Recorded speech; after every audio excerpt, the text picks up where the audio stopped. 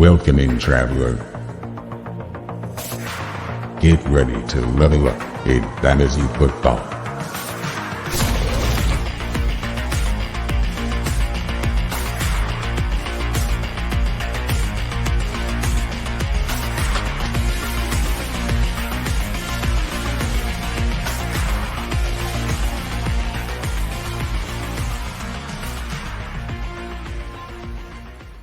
Good evening, all of you beautiful people. Holy smokes, there's a lot of people in here.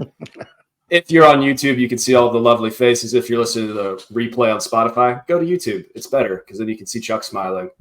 I am joined by a slew of people from all sorts of different sites and different backgrounds. Instead of going through and introducing everybody one at a time, we're just going to jump right into this Superflex Dynasty rookie mock draft. It's going to be a blast. And here we go. So, 101, instead of making this long and drawn out, I'm just going to skip to the chase. Caleb Williams, 101. I am your host, FF Mike Cash. Boo. Host privileges. I don't know how I feel about that. Well, it would have been weird if you introed and then threw it to me, so. What's up, everyone? I'm Bernie from Fantasy Football Astronauts. I'm going to take my favorite player in the draft here. I think he can be relatively situation-proof, but I still am holding out hope that he ends up in Minnesota. Recent rumors seem like that might still be a possibility. It might look like a reach to some, but I'm here to take my guys, and I think that's what everyone playing Dynasty Football should do. So I'm taking Drake May. The selection's in. My comp for him is Matt Stafford. I love his aggressiveness in the middle of the field, testing intermediate windows. I see him manipulate defenders with his eyes, make big-time throws, and I'm stoked to be able to get what I think would be QB1 in most drafts here with the second pick. Great pick. No qualms. Next up, we got Sam. What's up, guys? I'm Sam from Yards Per Fantasy. I did not expect to be in this position. So I can't really let Marvin Harrison Jr. Roll past me. So You can if you want to. I don't mind taking. I cannot. For some reason, my sleeper is not updating. Well, lucky for you, the commission's here to save the day. Please do. I'll just say real quick, obviously there's prospect fatigue. But I mean, we all know who he is, whether it's people saying Neighbors is the one or Marvin's the one.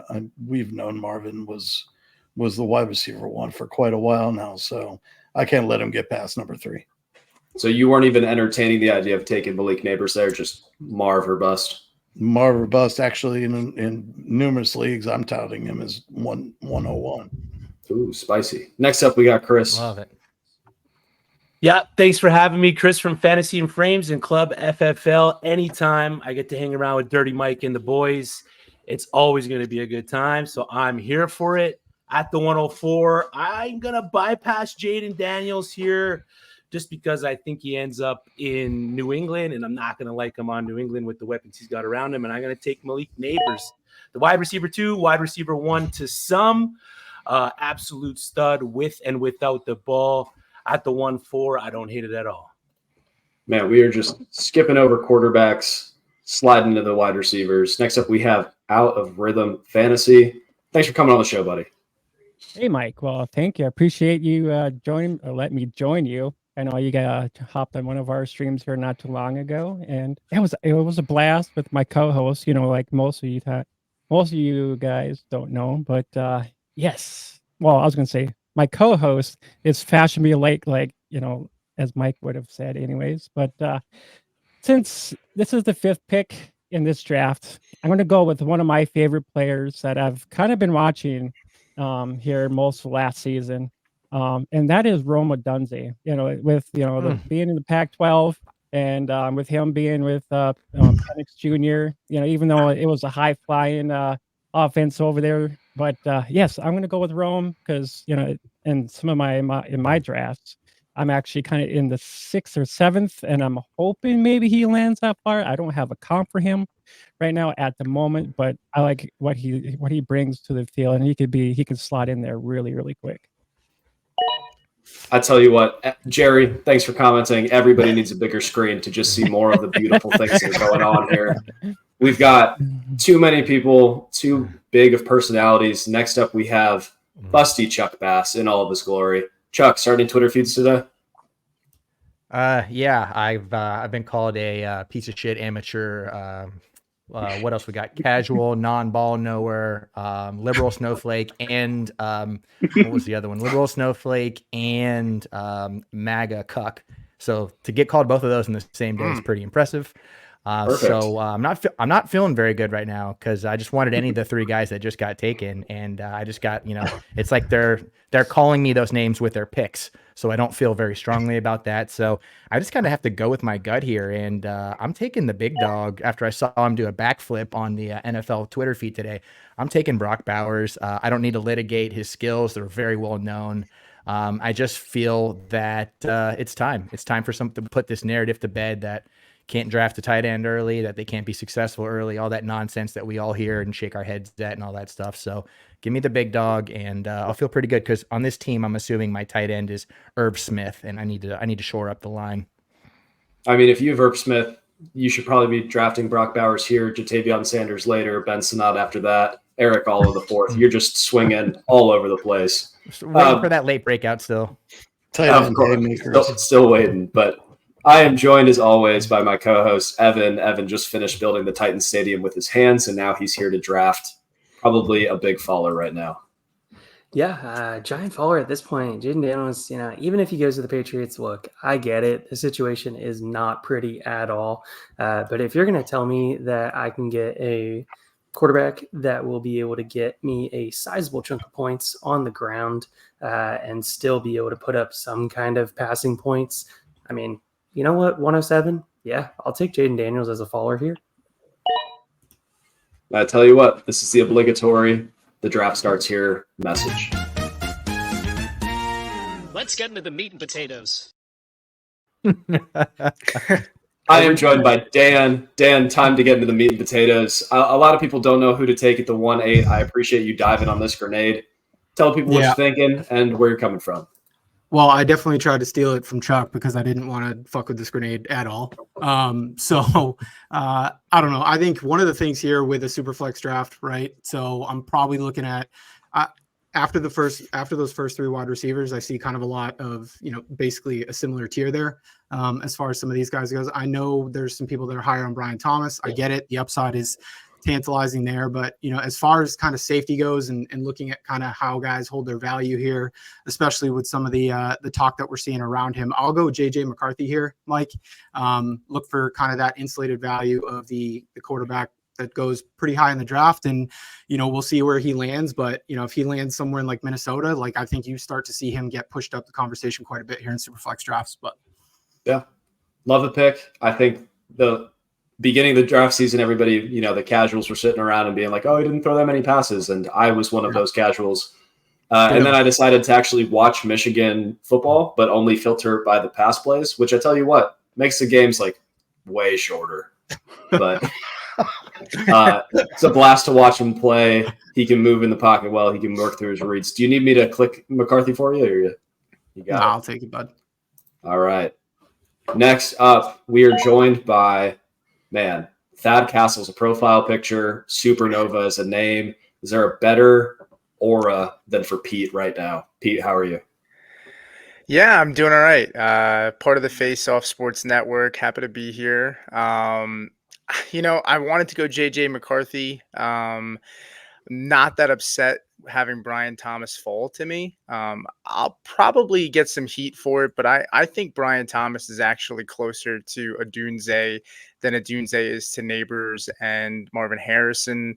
I mean, he's a freak. You're in like a 4.33 40 time, and I mean, he's 6'3". I think he's everything we wanted Quentin Johnston to be, but better. So I'm going to go with Brian Thomas, hoping he goes to a team like the Bills or the Chiefs. That would be my hope, but I'll take Brian Thomas, and I'll be pretty happy too. He is the early favorite for somebody to draft him in a great, great offense, and everybody just fall head over heels about him. But we have exciting news. It's the 110. It's the back of the first. And Toasty McRoasty, Tim himself, is about to make the best pick that the world has ever seen. Tim, who are you picking? I am going to take Xavier Worthy. Feel like at this point, this pick has gone a number of different ways, most likely. The draft will sort all of this out for us, but as of right now, I'm going to take this kid. I like the way he plays. I think he's like really strong at the catch point. Forget the whole setting the record at the combine. That stuff doesn't really mean anything to me. I mean, he's got a lot of tape. We've seen this kid play for a couple years. Not going to overthink this. There it is. All right, so just to quickly recap the first round, we have Caleb Williams, 101, Drake May, 102, Marvin Harrison Jr., 103, Malik Neighbors, 1-4, Roma Dunze, 1-5, Bowers, Daniels, McCarthy, and to close it out, the fast boys, Brian Thomas and Xavier Worthy. Which leaves me sitting here at the 201. I mean, it's tough. 101, now I get the 201. Probably should have snaked this to make it a little more fair, but I'm going to go with my running back one in the class, who I think is being slept on and underrated. Go with Trey Benson. He is an asteroid floating through space. And I need to know draft capital for these receivers before I'm able to sort them. I can see the talent with Trey Benson, and I'm excited for him wherever he goes. Let's be real. You took the first overall pick so that you could pick Benson 201, didn't you? 100%. Well, I'm in love with him. If you guys haven't seen it, I did a film study on him. I'm head over heels. I think that he probably would have been the running back 3 last year and in the running with, the J.K. Dobbins in the past. So I have a lot of good things to say about Trey. I can talk about him all night, but you guys didn't come here for that. Let's get to the 2-2. All right. Well, Mike, you just sniped me there with Trey Benson. I agree with you on running back one with a bullet. Yeah, I think he kind of reminds me of Breece Hall, honestly, with how he tested and how he runs as well. But my backup plan here is my running back 2, who I don't think is that far behind him. I'm going to take Jonathan Brooks. His play style reminds me a bit of Alvin Kamara, and I think he's pretty situation proof as well. Seems to be thought of that he's going to Dallas in the second round, which I think would be a good fit. But I also think his skill set is pretty translatable to any offense. He can catch the ball, run zone, and gap scheme. So I'm a Brooks fan, and I'm happy to get him here.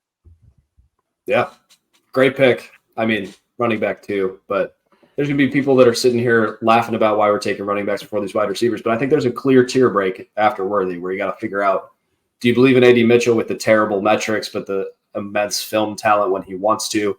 Troy Franklin, who some people think he's Jalen Hyatt, some people think he's Devontae Smith, but stretched out. Like, you got to just really pick your poison here, and I'm comfortable going with running backs. Sam, what are you comfortable with now? I'm picking the other poison. Okay. I am not surprised at all to see BTJ and Worthy go where they went. I think they went the right place. I look at that as a trio tier, and I think the third person in that tier is Troy Franklin. And in fact, he's my wide receiver 4 of this class. I do view him more as the Devontae Smith as opposed to the Jalen Hyatt. He's got good athleticism. He doesn't have quite the vertical that some of the other guys do, but we're splitting hairs at an inch or an inch and a half. So I'm really excited to get Franklin. Benson was originally my pick, and I plan on getting him in most others. Yeah, some people are going to really fall head over heels for Franklin. He is flirting with that wide receiver 5 range for me right now.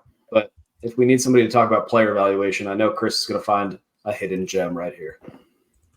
No, not me at all. Not right in the second round. At least not in the second round. I'm going to stop the fall of Adonai Mitchell. Not the biggest fan of the guy, but I think he gets the draft capital. There's a lot of talk of him going in that first round, possibly to Buffalo. Pete Schrager just mocked him to Buffalo. So if he ends up in a spot like that on that offense or any one of those offenses in the back end of the draft, I think it's going to be a good situation for him. So I'm going to take Adonai Mitchell over here and stop the fall.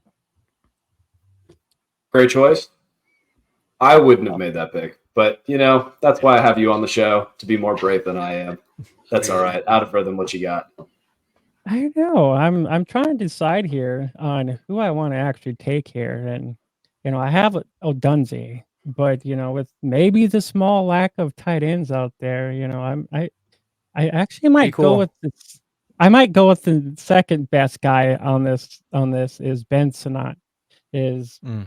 I think he's the next, since we kind of actually dove into him, and we like what he brought to the yard. Um, he actually he's kind of like the Mike Osterlot of tight ends, the big back from from the Buccaneers, and he kind of resembled that a little bit. And he's kind of a bruiser and whatnot. So I mean, he's good after the catch, but he has to work on his route running just as much because it's not the greatest, but once he gets to the NFL, they actually will probably like fine tune that. So that's who I'm going to pick here. I'm going to take Ben Sinnott if I can find him on here somewhere. Yeah, you got to scroll way down, brother. Do I? Oh yeah, here I got There he you. is. All right, there he is. Gotcha. Nice. Some manual work. Here we go. Look at me scrolling all the way. Make him work for those views. Making me scroll. But I tell you what, in some early mock drafts, we've seen some pros in the field. Mock Ben's not in the second round, so the buzz is going to continue to build. People are going to get excited about it. This could be a really early flag plan for you, and I love it. The landing spot is key there too. I mean, he could end up in a really favorable position. 100%. You have to think about it too. I mean, it all depends on if he does land into a nice situation. He could be the tight end one right away. He won't. He might not even be behind anybody too. On top of it. Yeah, that would be lovely. But now we have Chuck, he's staring at Jaheim Bell, just really excited about him. But let's see if he goes a different route. There's something you guys should know about me is that I have a type and I dig my heels in and I never change. I like my receivers to have a lot of heart, intangibles, someone you'd like to date your daughter, a lunch pail guy, scrappy, high motor, sneaky athletic, gritty, a winner, plays the game the right way. Sometimes they can be deceptively fast. We're to the point in the draft where I'm not really worried about ceiling as much as I want a guy that I know is going to be a solid pro for a long time. So give me the big dog's little dog in Ladd McConkey. I thought you were going to take Ricky Pearsall. He's a coach on the field. he plants it deep. I don't have enough street cred to draft Ricky Pearsall. I need to work on building a rap sheet or something before I can go down that. Have you guys seen the tattoo that it's the roulette table that has dice throwing across it? Yes. Oh, yeah. I don't think he's played roulette in his life, but I can't sit here with no tattoos and no pair of Nikes that I own and draft Ricky Pearsall. It's just not going to fly. I'm about to throw on my Jordans just to draft him later, but Evan, are you interested in Ricky Pearsall here? Or you want to take Roman Wilson, or do you have a different flavor of receiver you'd like?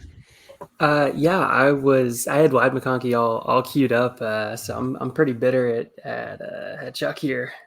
But with that being said, at this point, I mean, it feels like the time to be able to go another running back. I haven't been a huge fan, but I know enough people are, and every mock is looking like he's getting third round draft capital, which is enough for me to buy into Blake Corum here.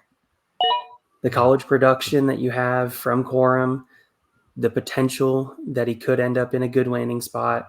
I mean, there's enough what ifs with him that I think, especially at this point, if you want to project to it, go for it.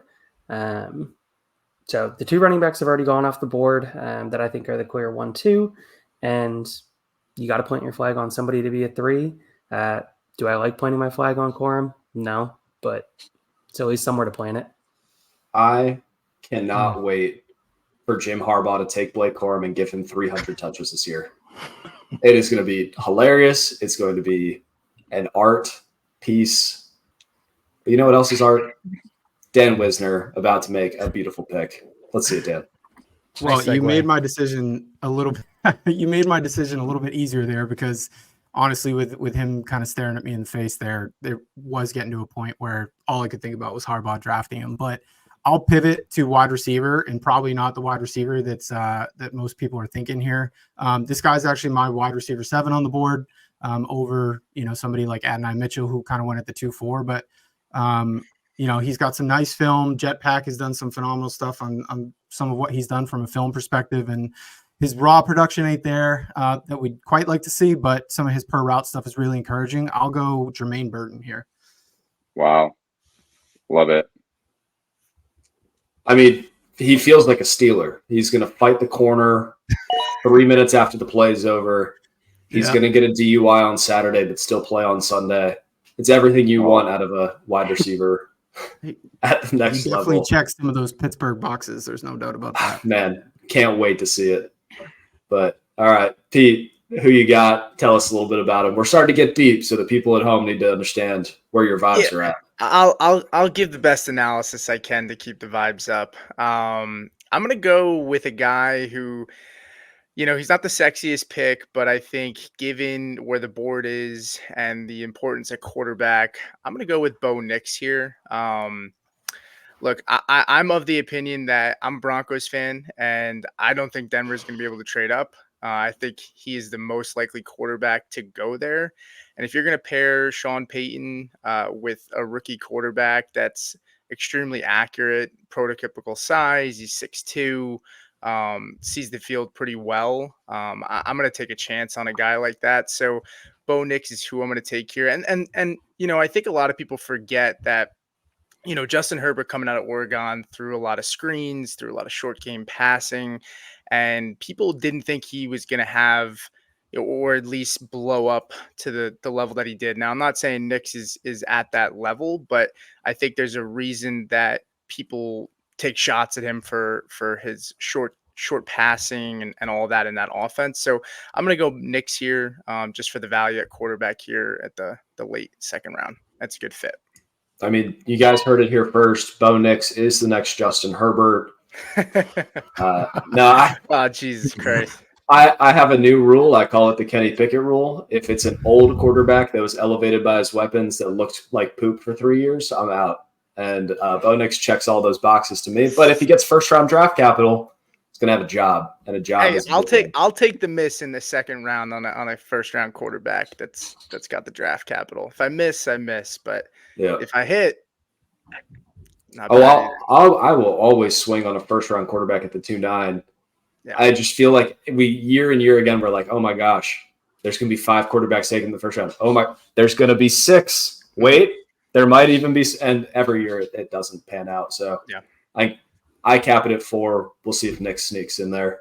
But Toasty, what you got? Well, just to echo everything he said about strategy, Superflex, quarterbacks, taking a guy I've been really high on now for a couple years.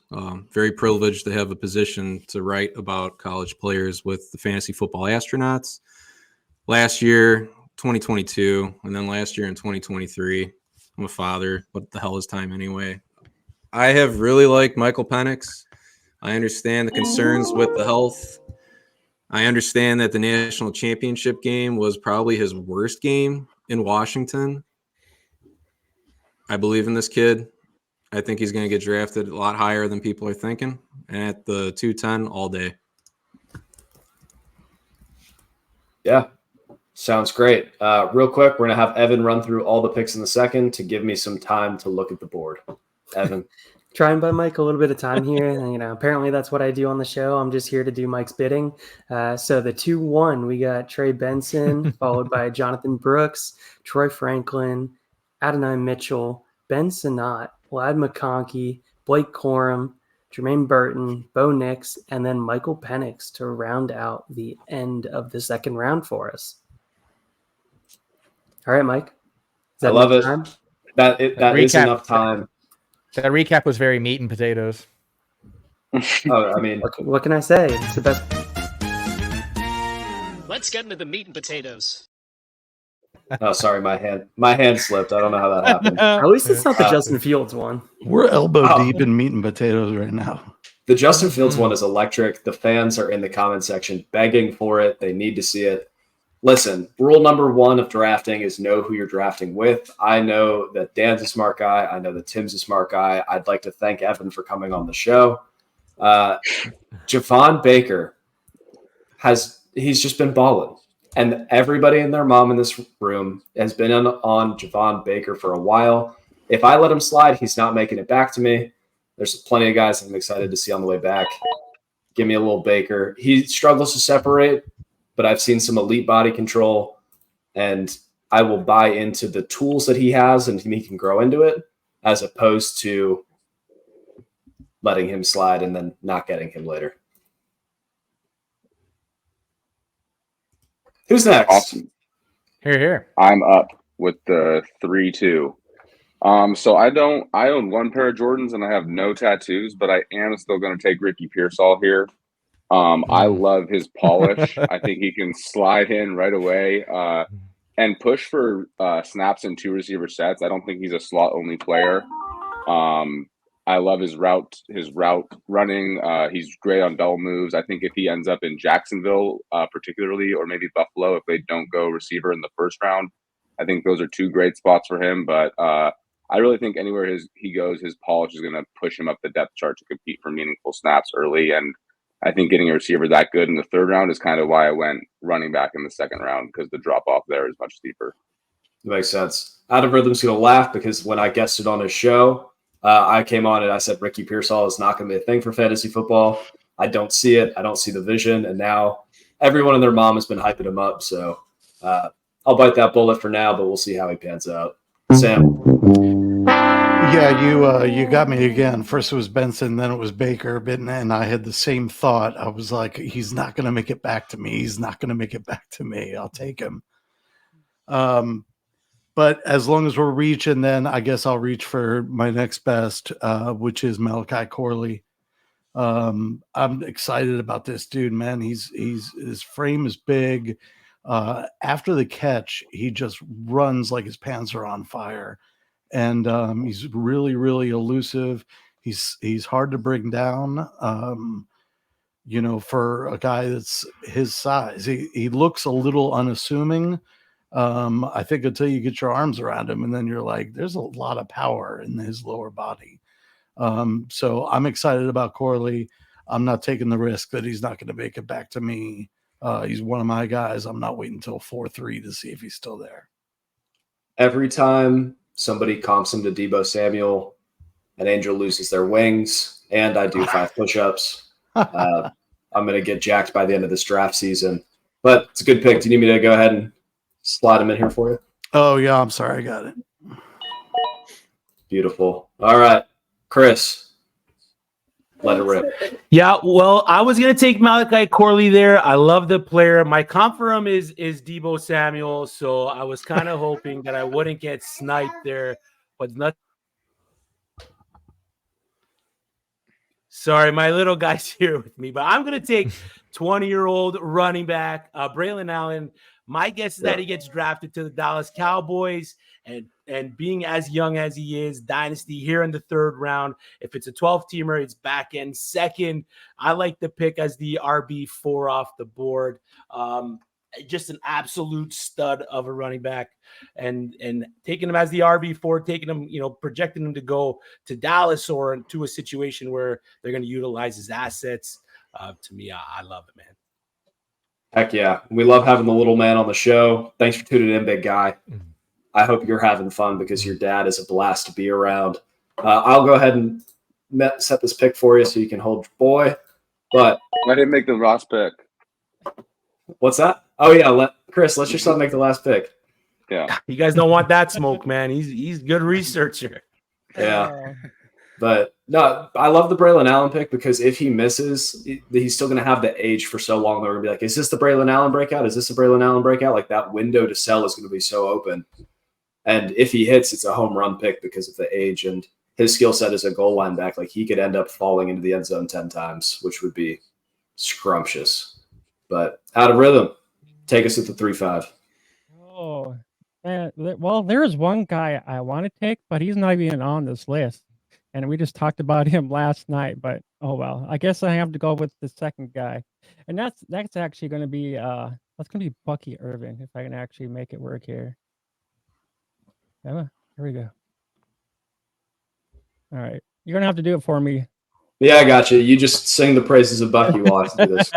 Yeah, so just a quick recap. We actually talked about Blake Watson last night from the Tigers, and Bucky is kind of like that second guy in the receiving game. You know, he put up like 400 or 300 some odd like yards in the receiving game there. I like Bucky here. He's kind of more of a patient runner. He can break tackles, even though he might be a little bit of a smaller guy. But he's one of those backs that can give you those chunk yards if you need it after the tackle. And if your QB gets into a hard situation, you know, he can get those little dump offs pretty nicely. So out of all the guys I was looking at, you know, Bucky is kind of like the second guy in, you know, you might want to take in the receiving game there. Okay. Yeah, I love it. Evan and I did a little film study on him. We really liked his contact balance for his size. The testing kind of pushes him to day 3 and makes us cry a little bit. But if you want Blake Watson, I can take him for you there. He's on the chat. ADP of 500 in a 40 pick aesthetic. Yeah. Watson is going to be another unrated guy that's going to surprise some people. Alrighty. Is that Word. me? All right. Chuck, you know the drill. Take us home. Make some fun jokes on the way. No, I was going to say I got no jokes for this one because I have to retain a little bit of credibility. I'm going Marshawn Lloyd. I kind of fell in love with him early in this process. And like I said, I never changed my mind. I'm just like that.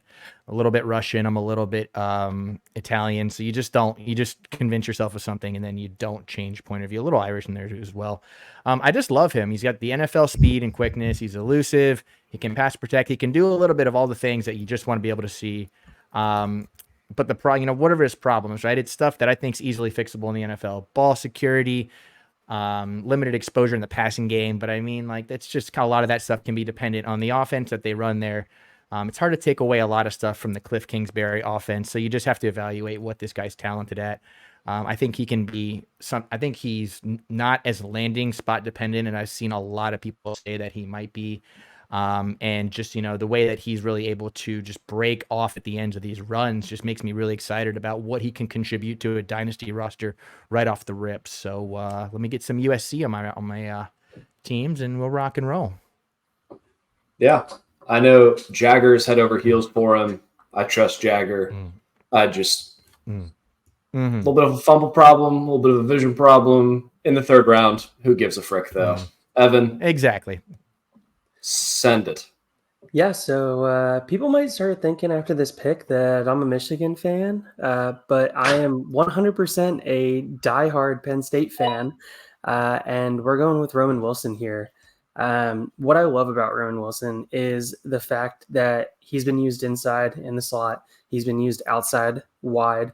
You look at the snap percentages that he received throughout his career. He has that versatility, which should allow him to stick around at the NFL level. We know that he's blazing fast. We know that he cleaned up his drops this year, which, okay, make the argument. It's Michigan. They didn't really throw the ball all that much. We look at 300 pass reps that he had, 294-ish, somewhere in that range, routes that he was running. So seldomly blocking. Great. I don't want a blocking wide receiver like Gabe Davis. I mean, elite blocker. It's going to make great use for Evan Ingram there down in Jacksonville. But Roman Wilson doesn't do that. He gets out. He runs real fast. He catches the ball relatively well. 3rd round, yeah, I'll take a bet on a guy that has scheme versatility. Listen, I tuned you out after you said you weren't a Michigan fan. I don't believe it. I don't buy it. I think Penn State fandom is a lie. You are a hoax. But Dan is true to himself, and he picked J.J. McCarthy in the 1st round. So obviously here he's going to take another Michigan player. I don't even think I can name a 3rd fantasy relevant one this year. Yeah, man, I was really hoping that you guys weren't going to do this to me here because I do not want to be known as kind of a Keon Coleman stan or anything like that. But at some point, I think I kind of have to stop the slide here. I was very much looking forward to making, a different pick that probably would have been a lot more fun here. And Mike, for what it's worth, I was considering Baker when I went Burton there. So you're definitely right. Like, obviously there's some in between, but that's as high as like I was considering Baker. So kind of love that for you there at the 301. But I guess at the 308 here, boys, I will stop the Keon Coleman slide. I really don't like it. I feel kind of dirty about it. But, even in, if we call this a 12 team, like if we kind of extrapolate a little bit, like we're mid third at this point for a guy that may get, kind of early day 2 draft capital, I'll go Keon Coleman here. Yep. It's a good bet to make. My comp for him is Spider-Man, but lazy. Like, he can snag the ball out of the air whenever he wants to. The issue is that why is he not figuring out how to separate? Like, why is he not figuring out how to route run? For what it's worth, when he played at Michigan State with Jaden Reed, top 24 receiver last year, he outproduced him and was younger and is bigger and better and cuter. So I think real quick, I think one of the points that Harmon made that was really interesting as far as like what Coleman should be, right? Like more of that big slot guy. Now if somebody like the Bengals took him and they made him potentially like the new Tyler Boyd, right? Like that is a little bit more interesting if he lands in a spot like that. But I think he's going to be like, let's not try and fit a square peg into a round hole with him at the next level. So it'll be really interesting to see how he pans out.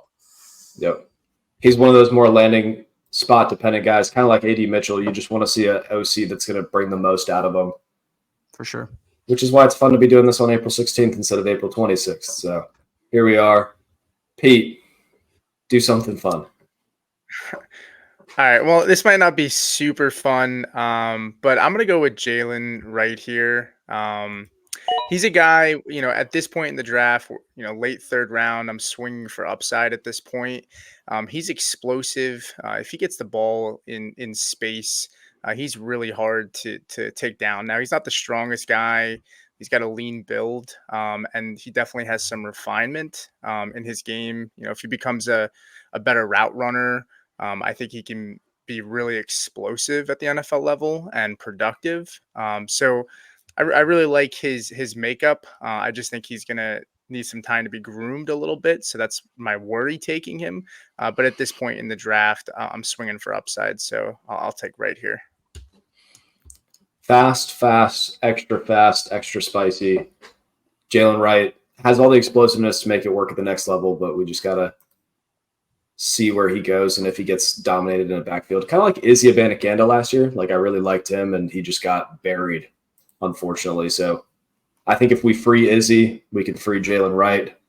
Can't wait to see it. Toasty, finish us out.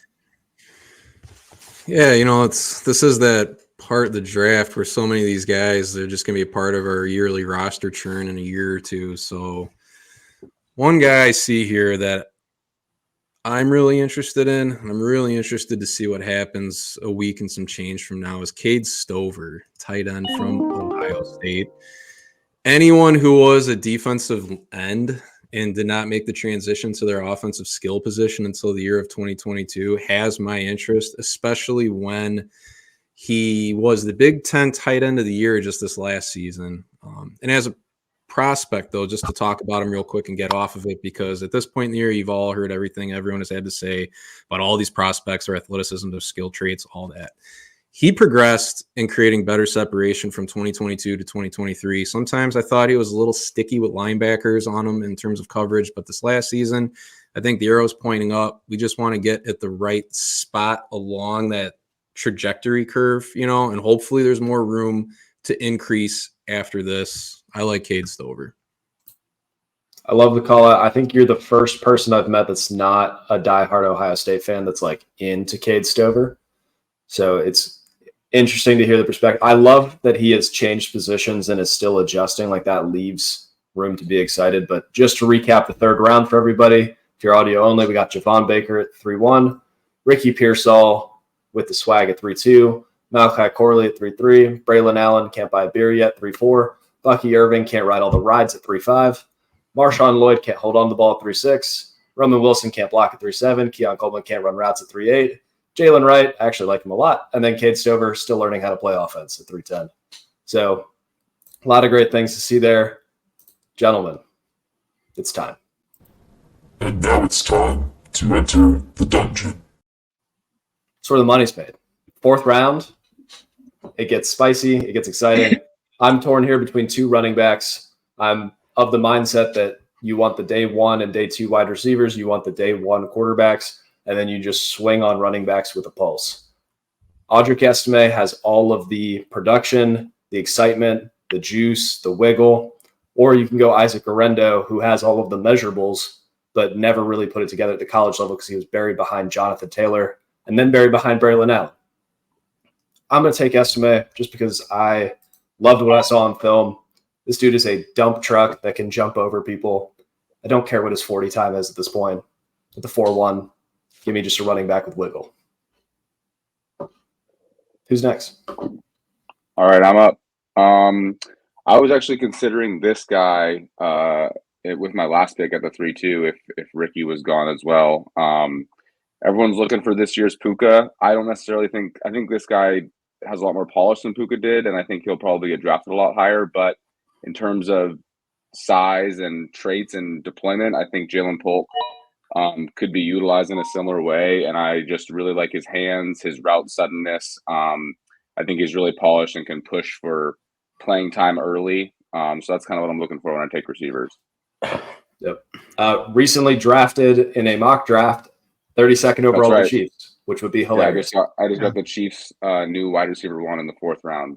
Thanks, Peter Schrager. That's great. Yeah. Don't think he's actually going that high, but we'll see how it goes. Sam. No, but yeah. I mean, you wax poetic about Jalen Polk. I want to hear more. No, that's all right. I think he'll go probably early day 2, and I think he'll come in and compete right away. His hands are awesome. His routes are subtle but really good. And I'm surprised that he went after some of these guys ahead of him. Yeah, makes total sense. I like him a lot. Thank you, Bayou Bengal. If you guys are still listening at the 4-3, you're a sicko like me, so I would love for you to hit that like, hit that subscribe. We're trying to hit 500 by the draft. But Amanda wants to say hi to Sam, and she wants to see your next pick. Oh, and she subscribed today, so congratulations. Ooh, Amanda, we love you. I had designs on really reaching here on a running back in this class. I was kind of looking for somebody that would come in and contribute right away. So, I'm looking at the pass catchers that are going to have a job from day 1. And then, there's still a couple really good wide receivers out there, but I can't let Jatavion Sanders go any further than this. He's going to have the draft capital from a team that wants him to play right away. Whether he has a huge impact in 24, probably not. But he needs to work on his separation a little bit, but he's going to get a lot of opportunity. And he's got a pretty good route tree. And we're talking about a guy that at tight end just had over 15 yards a catch. That's almost Kyle Pitts territory, and like 7 yards after the catch. So, in Superflex, tight ends are not exactly a dime a dozen. So I'm not going to let him pass me by. Yeah. Before the combine, people were taking Jatavion Sanders juicy high, and then we saw a size speed freak not be as big or as fast as we thought. Yeah, what do you run, a 4.69 or something like that? Yeah, which is still I think it was upper third for tight ends. It's still like what you want to see from somebody that is able to attack the middle of the field. But it's a big question of whether it was because he's able to do that or because he had A.D. Mitchell and Xavier Worthy drawing the attention to defense. But Chris, where's the little man? I want to see him make the last pick. He phoned it in. He had to go up and get some milk in him, so he phoned it in. I think he's with Chuck. They're at the bar, both pounding down milk. Maybe not from the same source. Hopefully not. But look, we've all been talking about these guys ad nauseum. The draft is right around the corner. I can take the obvious pick, but I want to take a flyer here, a guy that I enjoy playing CFF and a lot of C2C. Out of Air Force, we're all looking for that next Puka Nacua or Tank Dell, but give me that next James Robinson this late in the draft. Most likely will go undrafted at the next level, but John Lee Eldridge. 1,300 yards in 2 seasons, 1,400 all scrimmage yards, 23 combined touchdowns. At his pro day, he ran a 4.56, which puts him right around that Blake Corum spot. His 10-yard puts him in the Marshawn Lloyd position. So you're not going to find him in the player pool. I will take a placeholder, but just John Lee Eldridge is a guy that I might try to walk away with late in some of my drafts. I'll take Reese Zamet. Hopefully none of you guys were planning on taking the foreigner and Reese Zamet. And by the way, Mike, Braylon Allen can drink up here in Canada, baby. Let's go. Man, too bad he's going to be living in Dallas and won't be able to drink there. But I love the Air Force call out.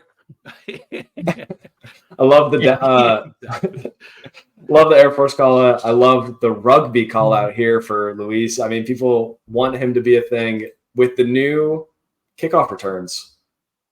He could be a thing if your league has that built in, but in your standard leagues, he's probably just going to be a fun guy to watch. Out of rhythm, who is your last pick?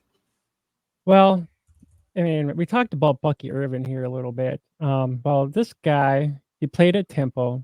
He transferred to Vanderbilt, and he played 1 year with the Wildcats. And I think I'm gonna go with Ray Davis here because I mean he's another one of these guys got good vision. You know, even though he's a little bit bigger back for being like 260 some odd pounds. He's good in those check down. With the check down anyways. And he's good in the open field too a little bit. So I mean he gets what he needs to do, what he needs to get done quickly. And the other quick thing is he's actually had 7 touchdowns in the receiving game on top of his 14 rushing that he had this year with the Wildcats. So, and he kind of gives me that, that DeAndre Swift vibes a little bit, as you can put it that way. Not quite a DeAndre Swift, but he gives me those vibes when I was actually watching him.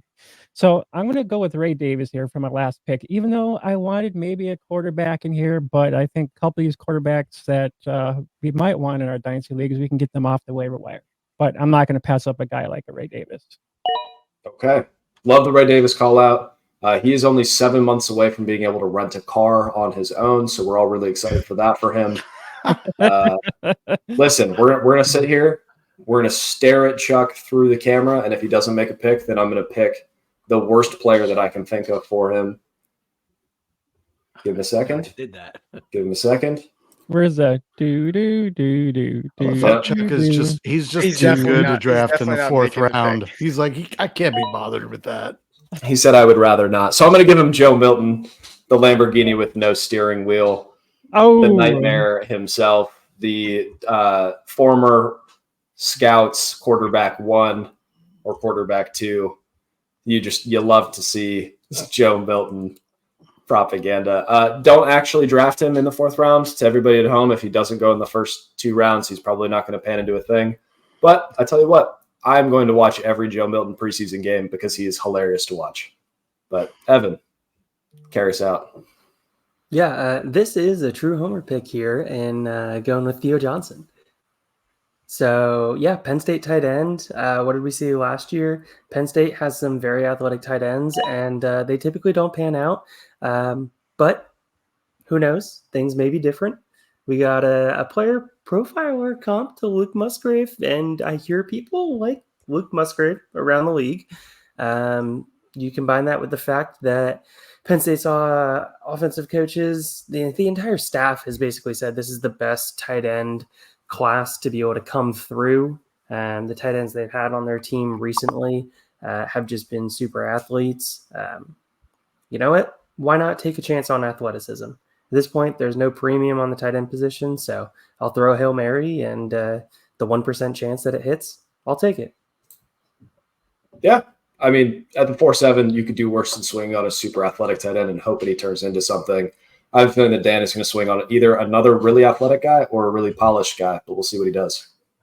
Yeah. Gonna kind of keep the theme going here with swinging on, another really enticing tight end. I actually thought this guy was probably going to go between the 3.8 and me going here again at the 4.8, but I will go Jaheim Bell. Just an absolute demon from like a missed tackles per reception force guy. And look, these are the types of guys like down here. I'm more than kind of fine shooting for upside. And, you know, I hear a lot about like he's on the smaller side. You know, he kind of might be that H back in the mold of, you know, Aaron Hernandez. Sorry, I just brought him up on the stream. But I mean, you look at some of the recent tight ends that have come out, like, you know, 6'2", 6'2" to 6'4", kind of in that 240 range. Like, he's really not all that much smaller than like a Sam Laporta or like even like a Trey McBride, right? Like, there's really not a huge size difference there, especially when you kind of look at wingspan and hand size and everything like that. So, look, obviously he's got to kind of land in the right spot, but you know, I think about maybe him landing in like KC later on in the draft. Like, is that the eventual guy that, you know, does he take over what they want Noah Gray to be eventually? And they have super ideas for somebody like Jaheim Bell, but I'll take the upside on somebody like that right here. I won't take Noah Gray slander. I was at his cousin's wedding yesterday. But Jaheim Bell, he's a chess piece for a good offensive coordinator to use. I can't get you out of my DMs. You keep sharing Jaheim Bell propaganda, and it's working. I love him. I will be picking him up off of waiver wires. I think he might go a little higher than people are giving him credit for right now. But, yeah. Pete, we got 2 to go. And you are muted. Sorry about that.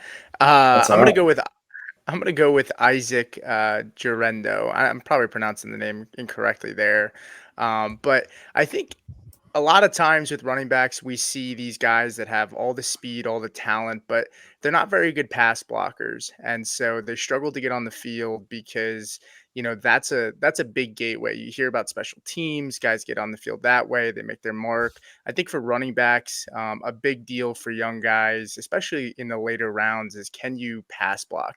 And I know that's not the most exciting thing to talk about, but he's a guy that can hit the edge. He's got elite speed.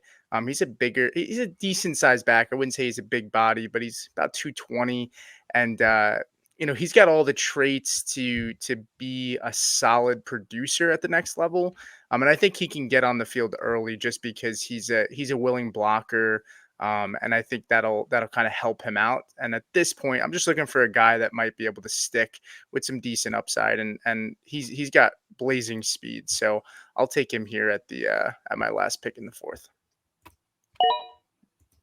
We love to see swinging on running backs this late. If they have a pulse and they're on a roster, they're a handcuff and it could work.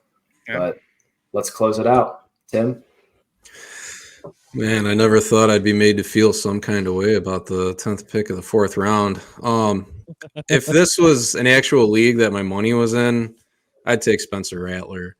But I want to take the opportunity to talk to all of you about a guy that I really like. I'm pulling my inspiration from Chris, who just educated all of us on a player that I had not watched any of. I'm sure you guys have heard of Carson Steele. I am from the rough geographic area between Chicago and Rockford by the Wisconsin state line. So I grew up a huge Northern Illinois Huskies football fan, MAC football. Carson Steele played at Ball State.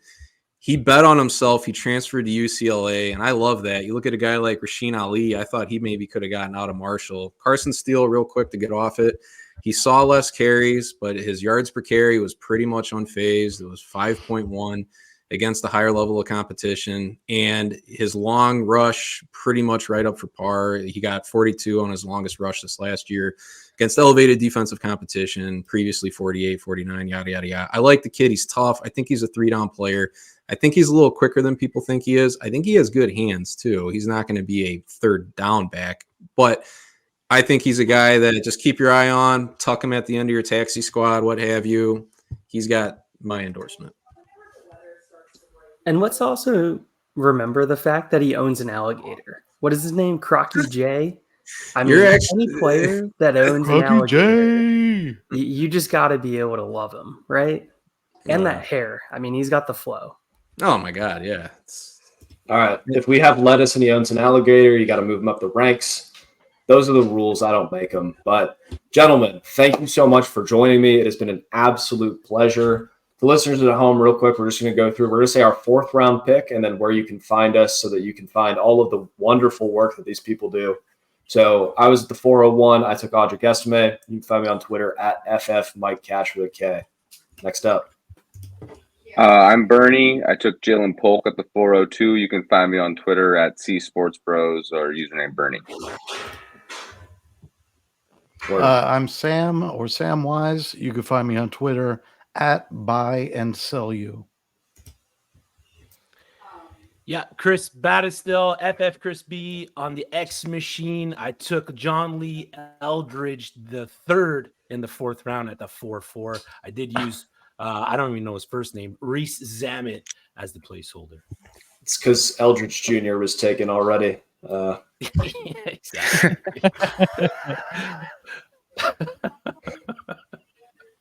All right. I'm Jamie from Autorhythm Fantasy Sports. You can find me at Autorhythm Fan on X. And I took Ray Davis. Chuck Bass decided he's too cool for us. He is truly a casual and a MAGA person. And he took Joe Milton at the 406 because he was tardy and despicable. All right. I'm Evan, other half of the RPG podcast with Mike here. Woohoo. And I went with the homer pick of Theo Johnson. What's up, guys? Wiz, you can find me on Twitter at DeWiz_FFB, and I went with Jaheim Bell at the 408. What's up, guys? My name's Pete Nova. You can find me on the Face Off Sports Network. My Twitter handle or X is Supernova38. That's 2 R's. I selected Isaac Garendo in the 4th round at the 9 spot. Word. I'm Tim Bolin. You can find me at Tim_Bolin5 on Twitter, X. And I took Carson Steele with the 10th pick in the 4th round. Awesome. Thanks again for everybody for being here. Thanks again for everybody for listening. We're sponsored by Trophy Smack. Use code RPG at checkout. We're sponsored by W. Use code FFRPG at checkout. Just plug in FFRPG everywhere you buy things and see if it works or not. But everybody say bye. Thanks for having us, Mike. Bye.